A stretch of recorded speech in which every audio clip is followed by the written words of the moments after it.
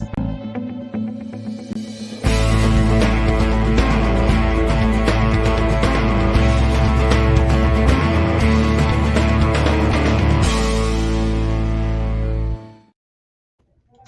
this is David with EV World News. We talk about electric vehicles, green energy, and the stock markets. And I'm pleased to announce we went out and hunted and recaptured Mike Herzog. He's back with us today. How's it going, back, Mike? David. Been out in the field for a while, but I've returned to my beautiful, spacious fluorescent light office. Not Yes. these beautiful fall days out in the field. Yeah, Mike's like the farmer. He's outstanding in his field. That's yep. You got me to a T. You got me figured out. Outstanding in his field. Yes, a good dad joke there. All right. So I got a few things today. I got a little bit about things going on with Tesla and the hurricanes, robotaxi, some Rivian news. Some people figured out how to soup up some Teslas. Some interesting guidance from the Department of Treasury and the IRS on clean vehicle recharging infrastructure and how that money gets doled out. Mm-hmm.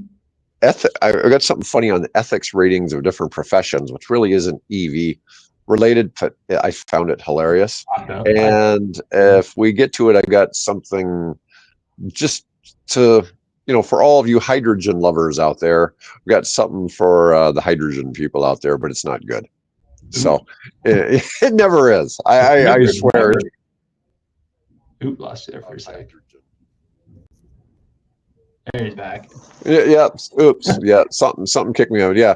So there was the hydrogen haters probably DDoSed me there.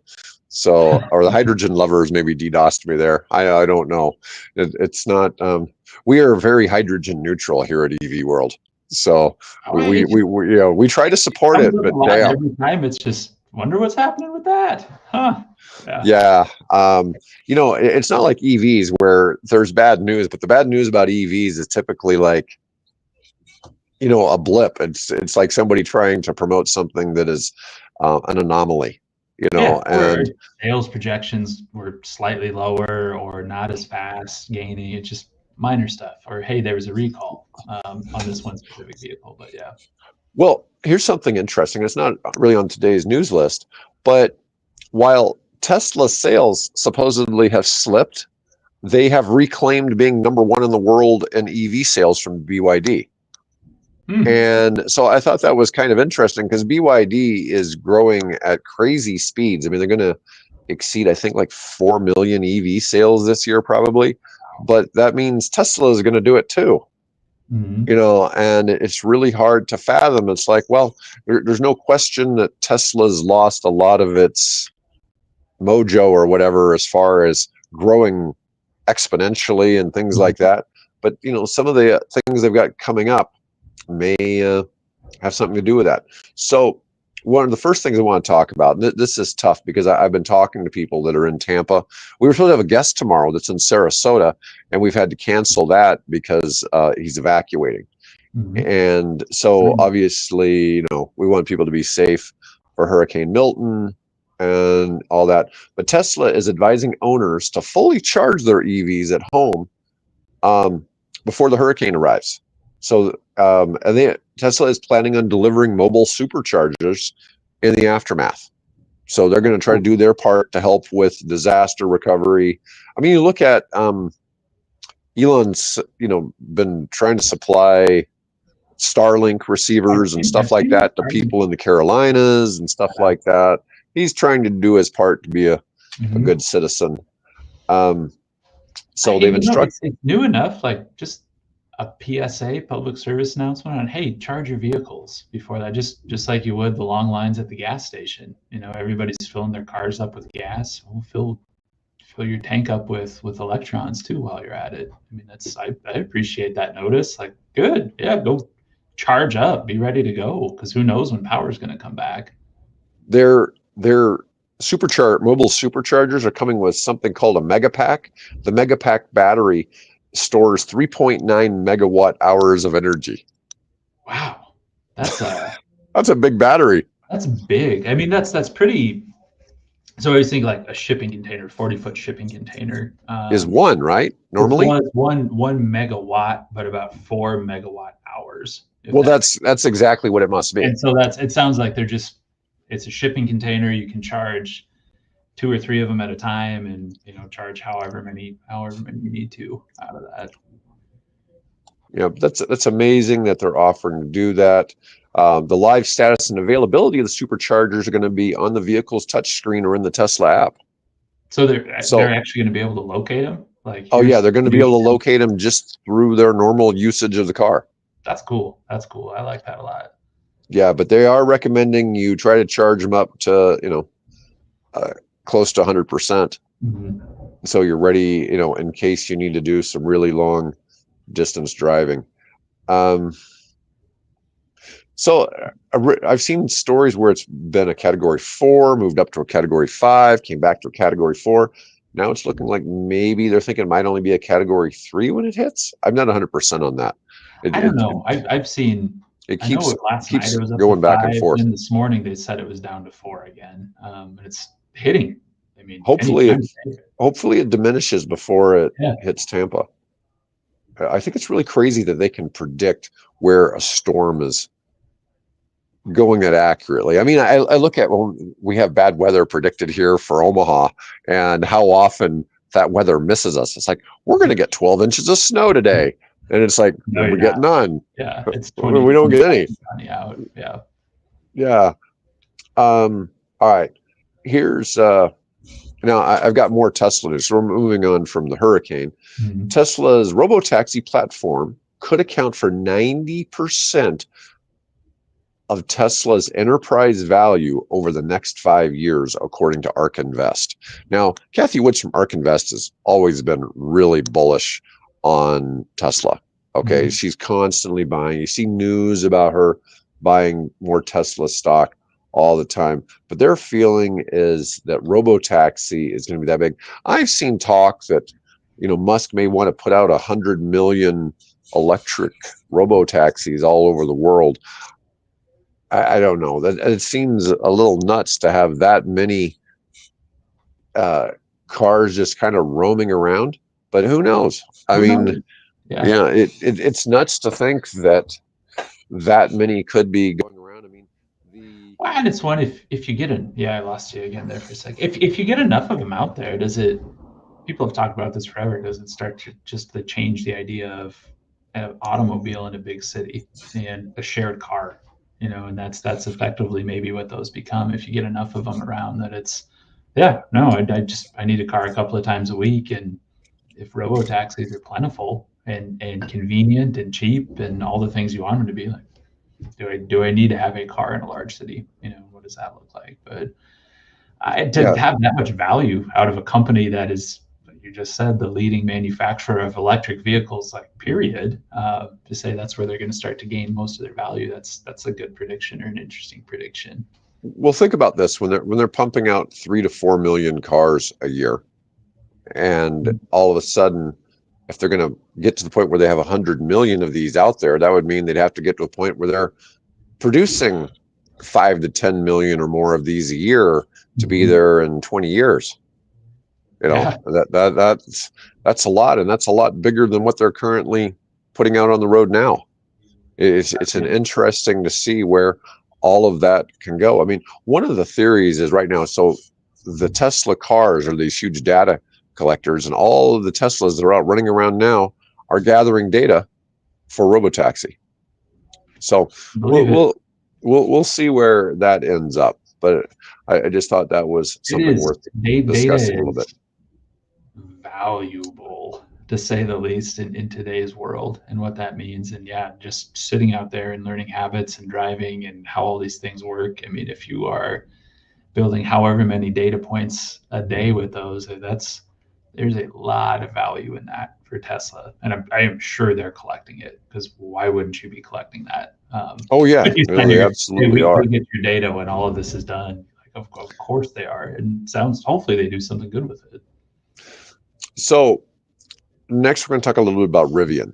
So Rivian has their stock took an 8% tumble after lowering its 2024 production forecast from 57,000 vehicles to somewhere in the 47 to 49,000 vehicle range. This is still a lot of cars. I mean, you look at it. Did you say it went from 57 to like 47, something like Yeah, that? Okay. yeah. So it's still 15, it's about a 1/6 drop almost, or approximately that.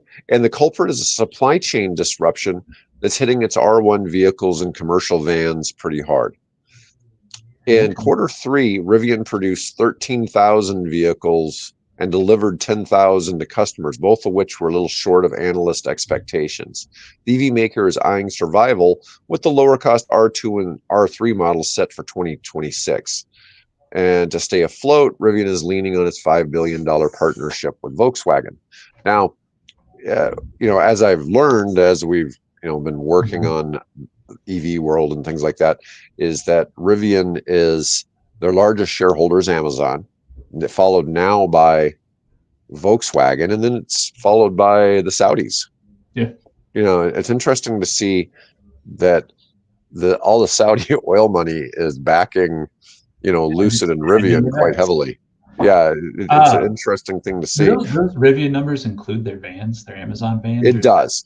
It does. So Amazon vans. Okay.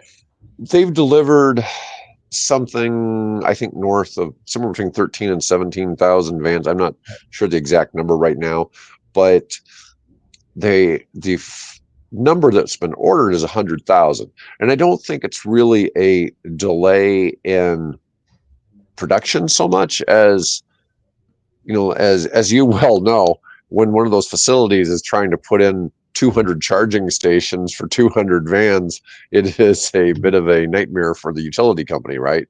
So yeah, it's a project. It's a big project to figure out and get addressed and adjusted. So it's a big deal.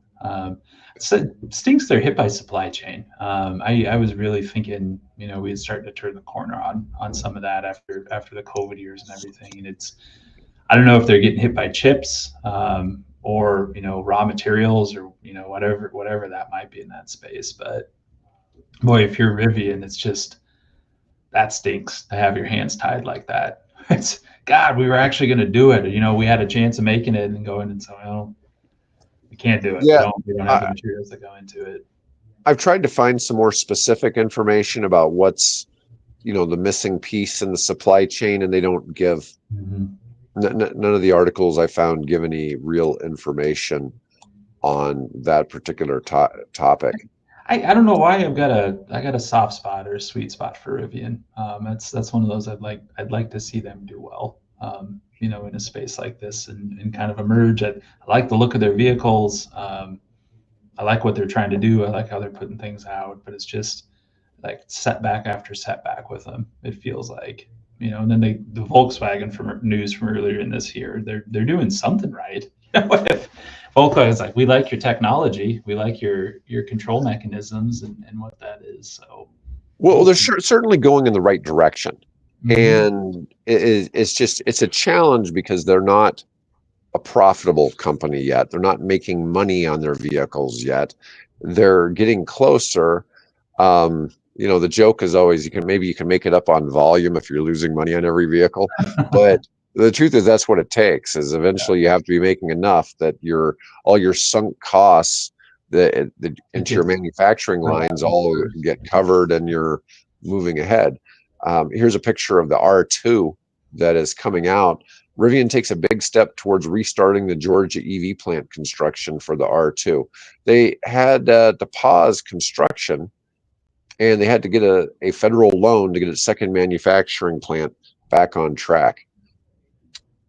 After revealing a smaller, more affordable R2 vehicle in March, they began building it in Normal, Illinois, rather than its new Georgia plant as it initially had planned. CEO RJ Scaringe, in a move that would save Rivian over $2 billion while getting R2 on the market quicker. Rivian has repeatedly insisted and remains committed to the project as it expands production. Well, they have to. They've got a crazy amount of pre-orders for the damn thing. I think they're at like 100,000 pre-orders for the R2. Yeah. Wow. I mean, there's a lot of room there. Manufacturing, what is it? You always hear Elon say it's easy to create prototypes. It's a whole other thing to be manufacturing. Financially supporting the Georgia project will ultimately bring 400,000 EVs to market. That's a big number. So we'll see. Yeah, I don't know what their deal with the supply chain issues, things like that. I guess you just never know. Chain, and I mean, I don't know. Hopefully, they got capital out of the Volkswagen deal, but They did. like that we don't have the capital to build our Georgia plant, so we're gonna have to build them somewhere else to start with. So we just don't completely fall flat on our faces. They still have more than I believe they still have more than a year's operating revenue. Okay. They're not short. They're not going anywhere. They're not on the cliff right now, but no, but it's always one of those things where it just seems like it could, fall apart. Something needs to do a little bit better. All right, so I want to talk about my fun topic for today, which I thought this was kind of humorous. So people did ethics rank. This is a Gallup poll of the 23 different professions. Now, these aren't all professions, but it's how you would rate the honest. Please tell me how you would rate the honesty and ethical standards of people in these different fields. Very high, average, low, or very low. I'm going to ask you this. How would you rate a member of Congress? In general, not anyone in specific. I know, that's what I'm trying to think. What is it, like a 5? You said it was a 5. I'd go not the far low, but second. Yeah. This is on a scale of 1 to 100. So, members of Congress scored a 6 out of a possible 100. 6. They were absolutely the lowest. 6. Now, how about nurses? Oh, I'd put a nurse at like an 85. You're close. They were 78. And they were the highest profession. Now, oddly, in 2019, it was 85%. Everybody's gone down. Everybody's view of all professions have gone down some in the past 5 years. Okay. One of my favorite ones was I went to see my chiropractor yesterday, and chiropractors are at 33%. They're still I don't know why, but in my head I was thinking like they'd be lower than other medical professions. They are actually, other than psychiatrists. But it was really funny. It's like, where would you put car salespeople? Car sales, 29. They were just barely above congressmen and tied with senators. At 8%. 8%.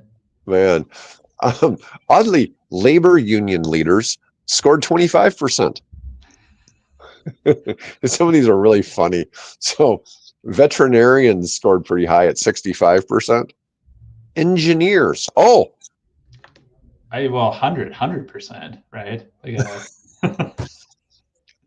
Honestly, it was 60%, which ranked engineers in fourth place among all professions. So that was pretty impressive, actually, because after engineers was dentists, medical doctors, pharmacists. Oddly, police officers were in the top 10 at 45%, which was above college professors. So people think college professors have less ethics than police officers. I'm going to tell you that's not accurate. That's not an accurate viewpoint. Okay? I'm not saying that college teachers are necessarily angels, but man, cops it's not that people necessarily, there's a couple of professions that people go into that they may have had ethics when they went into it, and the industry just sort of destroys them. And police officers are one of them. They just get mentally wrecked by seeing the worst of humanity. Stress. It's daily stress. I mean, I can see that for sure. But congressmen and senators are in that too. It's one of those things where you really can't be an honest politician. I kid all the time. I think probably the most honest politician we may have ever had was probably Jimmy Carter. Right? That's and he's widely considered to be the worst president we've had in the last 100 years or something like that. Turns out he was a pretty good person. Yeah, he's a good person. I don't agree with his views on, like Israel and some things like that. There's some political ideas that I just don't agree with the guy on at all. But as far as being a good person, man, he's hard to beat. He's all around a good guy, honest, and there's not really been scandals about Jimmy Carter. And there's almost always been something about every damn president. Everybody. And Carter is probably the cleanest, and he got wrecked by that whole, the Iran hostage thing, and he just has a really poor legacy as a president. But anyways, business executives only scored a 12%, and I think this comes from TV. I don't know. Well, I only can think of like how many of these are influenced by characters on TV shows and what that means and what that looks like, or what media portrayals or anything like that. It just has to be. The only professions that were over 50% were medical or engineers. Other than that, everybody else just really suffered. And I just thought that was kind of a fun topic. It's just really different. It's really interesting to see how people perceive things, and I don't know what to make of that. All right, so let's talk about people are figuring out how to jailbreak a Tesla Model 3 to add 150 horsepower. And it's not that you can't get a lot of horsepower already, especially if you've got the tri-motor version or whatever, the performance version. That's like I don't want to say why, because you can, or people want to try, and that's why. But at the end of the day, like, it's pretty quick car. Got a little bit of pickup there. It's pretty fast, powerful automobile. I mean, what else do you want? You got to expect somebody to do it, right? Yeah. Let's see. While a tuning scene around EVs has existed for some time now, it's largely focused on suspension, braking, and aesthetic modifications. EVs are inherently tricky to modify, and due to several reasons. The first, that the extra power usually doesn't come at a huge cost to manufacturers. There are no emissions targets to meet, so it's not uncommon for OEMs to throw everything at the wall because horsepower sells. The only real way of increasing EV horsepower is to throw more current at the motors, and this can be risky and also quite possibly just fruitless in general, may not actually do anything. Components from wiring to inverters might not actually be able to handle the extra juice, and output is ultimately capped at what the inverters can handle. Mm-hmm. This is why horsepower upgrades for first-generation Nissan Leafs involve swapping in the inverter from a second-generation model. Interesting.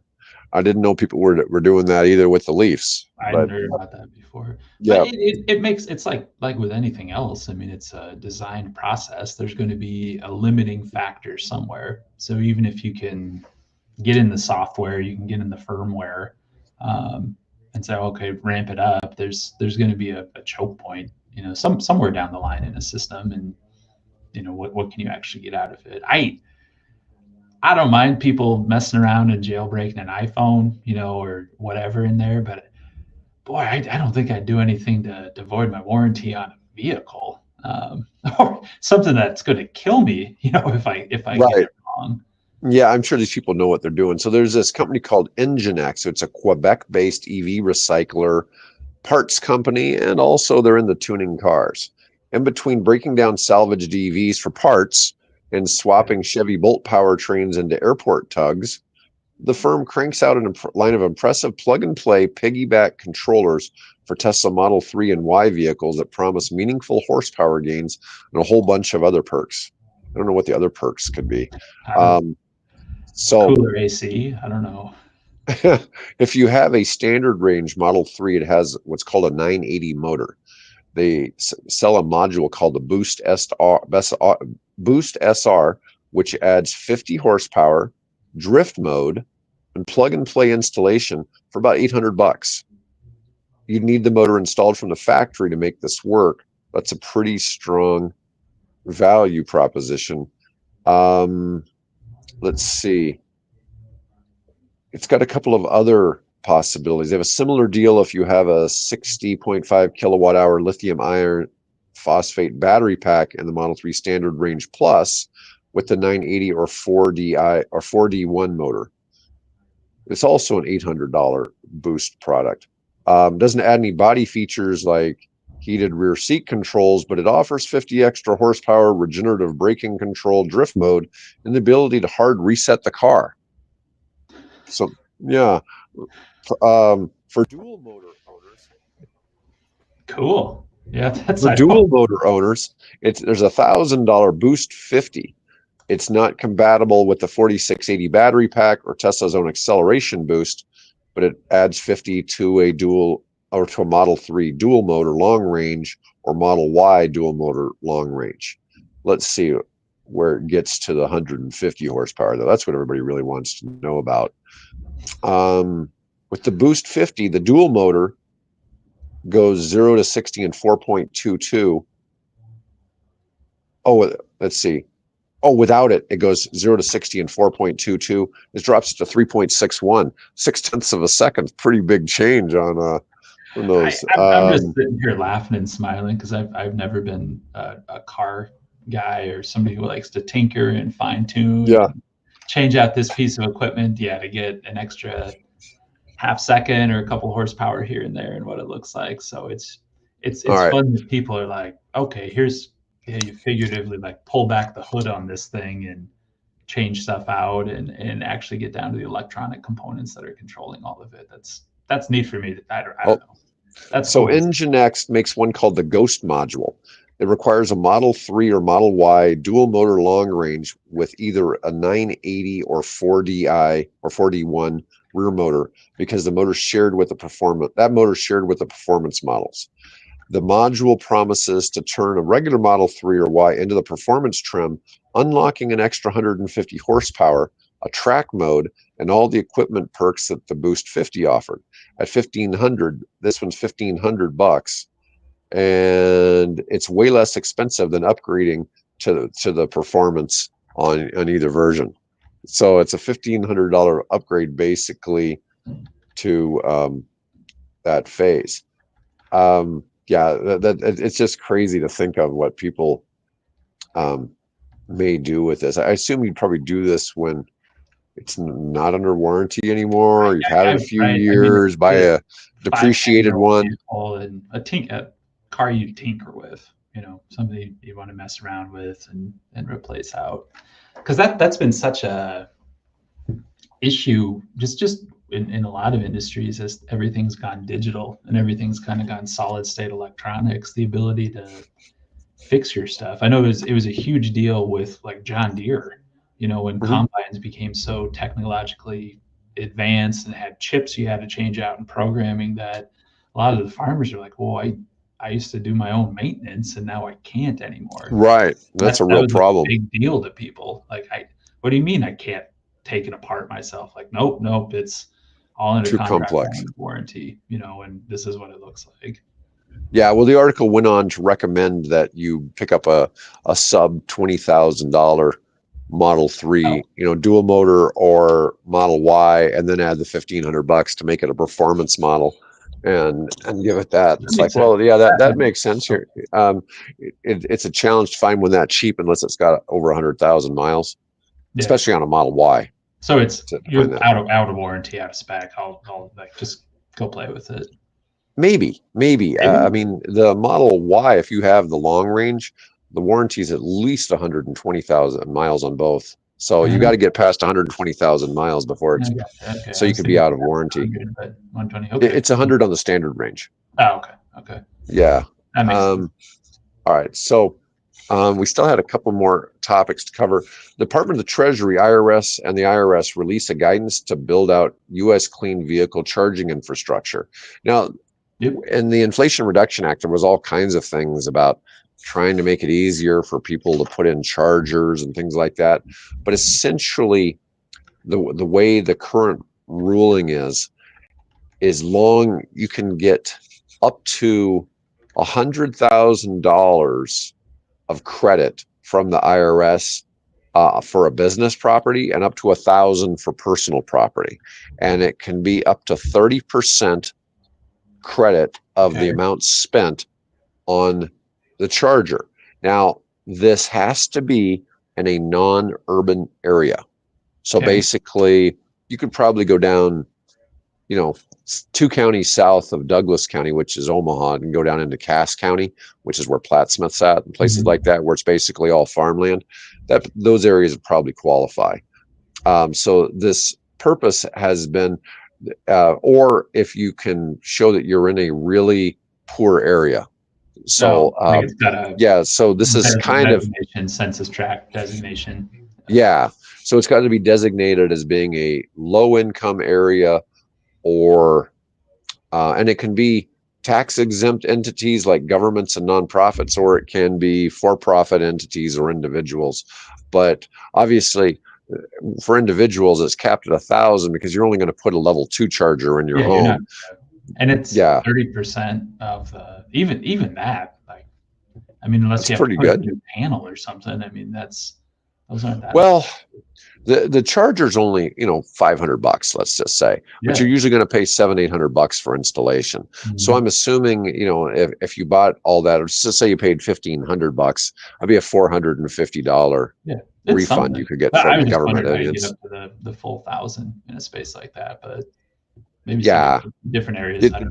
It's pretty easy once you include the installation cost. That's where if you have to run a new dedicated circuit out to your garage or wherever you're putting it.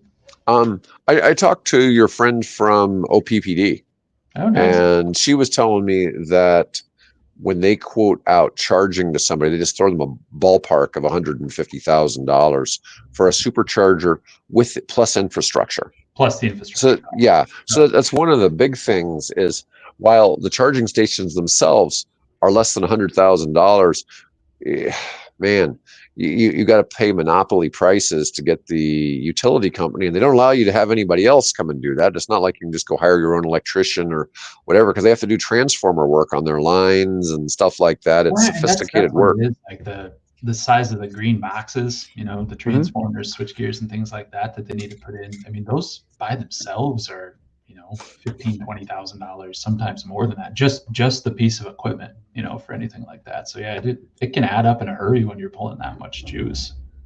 No, I get it. So if you're spending $150,000 on some chargers, well, the limit max would be $100,000. So you could get that with a couple superchargers. Maybe, to be honest, you could probably install 3 superchargers. And once you start adding extras, that incremental cost of the extra infrastructure upgrade goes down. It goes down. Well, if you find a good spot for it, and it's here's a good location, why wouldn't you add an extra one in?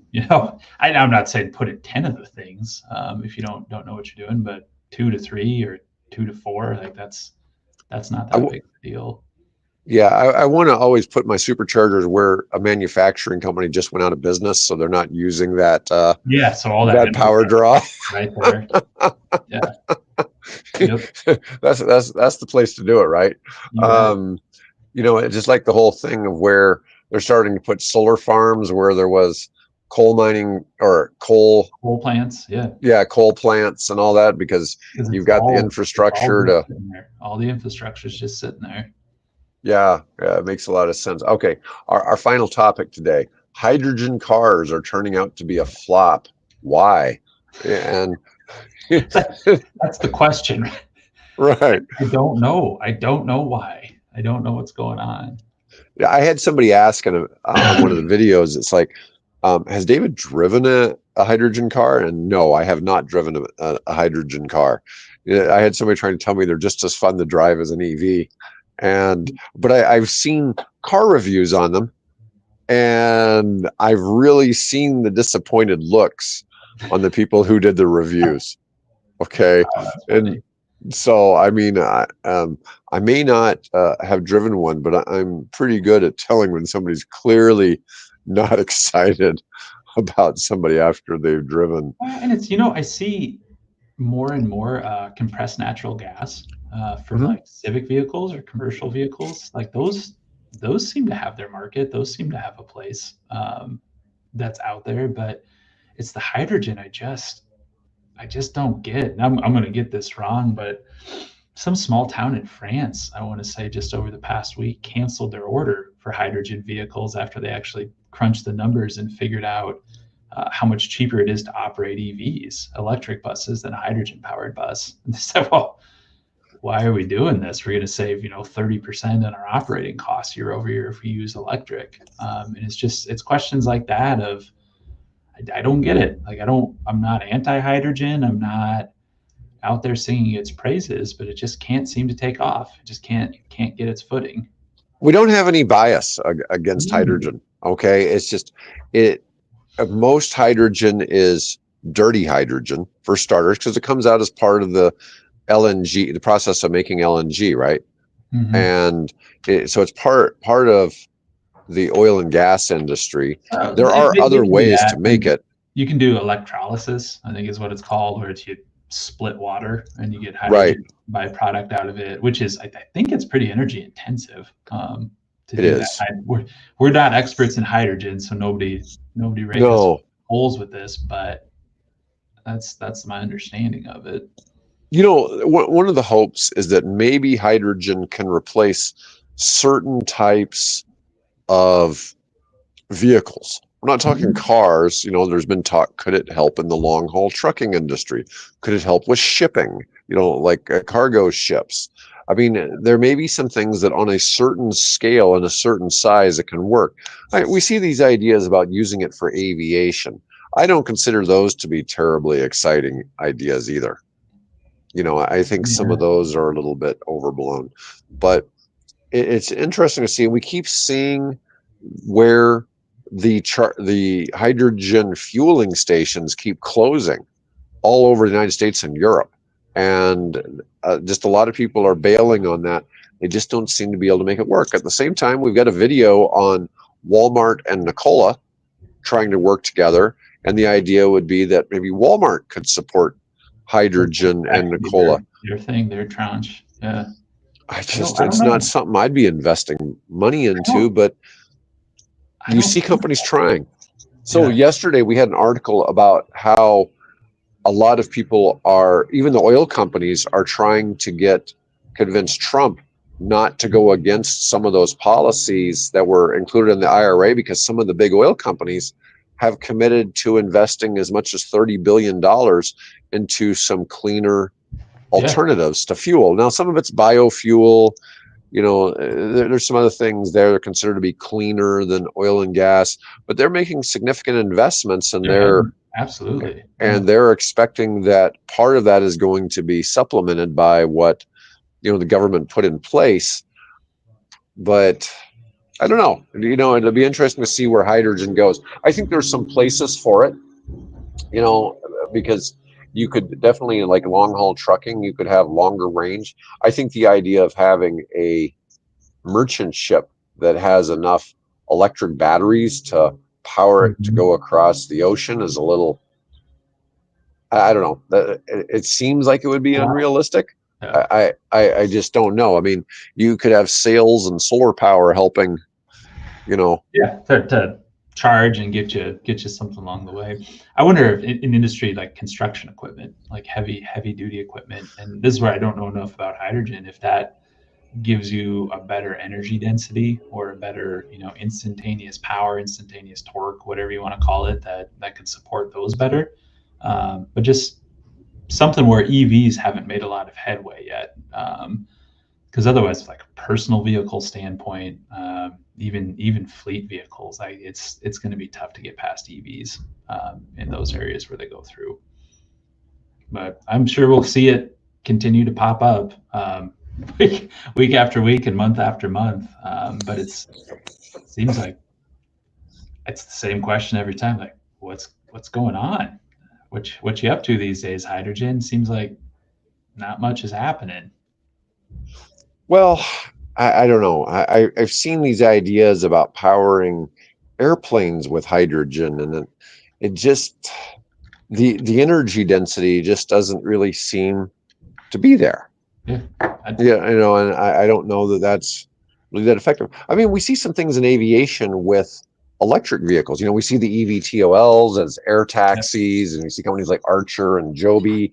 We saw the thing where we've talked about Sea Glider that's making the electric aircraft that just basically skim the ocean. They fly no more than 50, 60 feet above the water, and, you know, designed to like fly around Alaska or fly around the Hawaiian Islands, or they want to use them in Norway to fly around things. It doesn't really seem like just the design of them. Well, lost you again. They get some kind of energy off of the ocean, but those are electric. But they're only going no more than 100-mile trip. Yeah. Oh no, it's short range. It's short range. It's just short and fast. There's applications for that. I mean, yeah, island hopping. I mean, that is a perfect application. So, anyways, Mike, that was all I really had for today, and I think we covered quite a host of topics. I want to thank people for being on today. Pretty good crowd today as usual, and I will be back with Bill tomorrow, and back with Mike on Wednesday of next week. I'll be there next week.